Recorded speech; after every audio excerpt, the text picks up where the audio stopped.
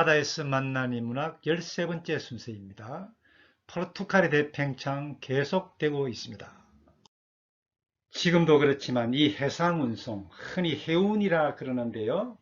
육로와 비교한다면 비교가 안 될 정도로 많은 물량을 운송할 수 있거든요. 당시 리스본을 떠나서 아프리카 남쪽 바다로 떠나는 항해 선단에는 숙련된 유능한 선장과 항해사들이 지휘를 했습니다. 아프리카 최남단 희망봉어의 존재가 알려진 이후에는 그러니까 그들의 최종 목표가 인도로 가는 남쪽 항로라는 것이 결정된 시점부터는 굳이 연안항해를 하면서 빙 둘러갈 필요가 없게 되는 거지요. 사실 연안항해는 너무나 많은 시간이 소요됩니다.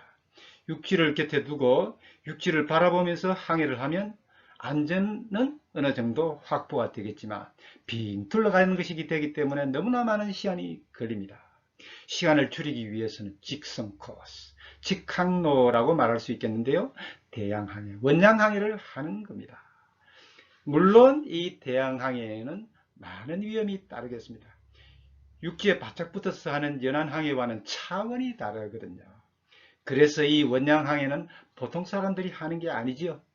험악한 기상 조건, 해상 조건을 뚫으며 나아가는 이 원양항해를 감행하는 사람들, 이 항해사들과 선장들은 당시에 지리학, 천문학, 항해술, 그 외에도 수학과 같은 기초학문을 어느 정도 공부한 소위 말하면 엘리트 항해자들입니다. 그리고 또 여기에 귀족들이 함께 했겠는데요. 이 귀족들은 우리가 흔히 말하는 기사계급의 사람들입니다. 이 사람들은 주로 몰락한 귀족들인데요. 한마디로 항해에 성공을 해서 신분 상승, 신분 회복을 노리는 그야말로 한방을 노리는 그런 사람들이었습니다. 물론 이 사람들과 그 아래 지위를 받는 사람들은 정도의 차이는 있지만 당시의 사회적 기운이랄까요? 사회적 분위기, 다시 말하면 새 나라를 건설하겠다는 국가적인 의지, 조국애와 충성심이 그들에게는 있었는데요. 본래부터 잠재한 해양기질과 함께 인도로 가는 바닷길을 찾자는 국가적 의지, 그리고 또 로마 카톨릭이라는 종교를 전파하겠다는 종교적 소명감과, 그리고 인간의 의지와 새로운 발견, 이와 같은 가치를 추구하는 당시 유럽 사회에 퍼진 르네상스적 이념, 이런 이념과 사상의 정도의 차이는 있지만 다들 영향을 받고 있었던 사람들입니다. 그런데 여러분, 항해가 시작되고 나면 바다를 항해하면서 시간이 오랫동안 흘러가면 뭔가 달라지는 것이 있는데요.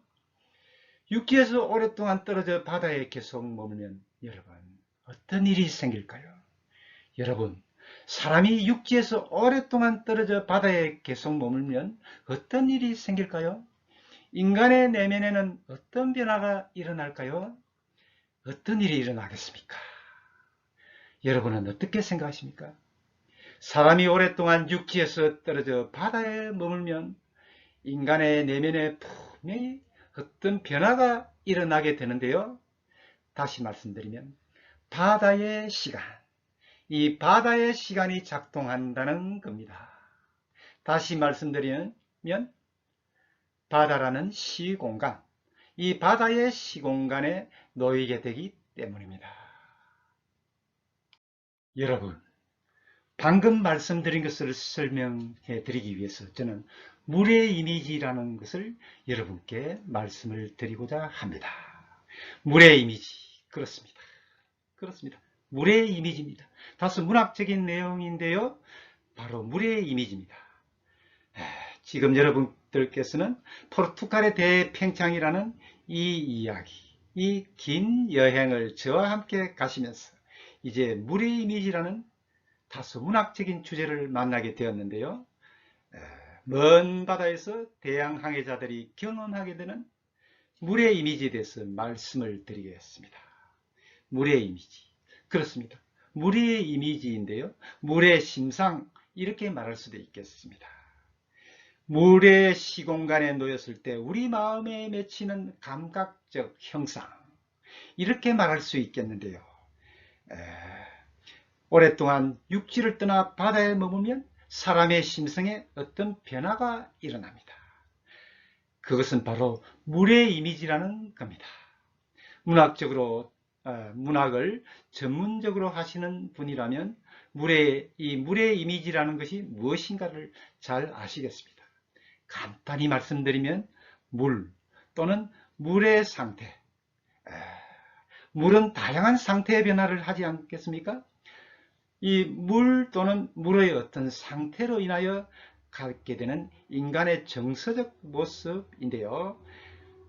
강이나 호수의 물을 바라볼 때 갖게 되는 느낌이라든지, 바닷가에서 바다를 감상할 때 일어나는 감성, 이와 같은 인간 내면의 정서는 물의 이미지와 밀접한 관계가 있겠는데요. 예컨대 여러분, 과거에 언젠가 여러분들께서는 아마 언젠가 한 번쯤은 바닷가에서 바다를 바라보면서 눈을 글썽거리면서 눈물을 흘린다거나 또는 콧등이 찡해지는 느낌을 받은 그런 경험을 하신 적이 있을 겁니다. 물의 이미지는 바로 그런 것과 깊은 관련이 있겠습니다. 이 방송은 한국 사회의 해양사상 고치를 위하여 해양인문네트워크 편집부가 준비하였습니다. 본 내용에 공감하신다면 구독 버튼을 눌러주시고 주변 분들에게도 널리 소개해 주시길 바랍니다. 보다 나은 내용, 보다 충실한 강의로 보답하겠습니다. 대단히 감사합니다.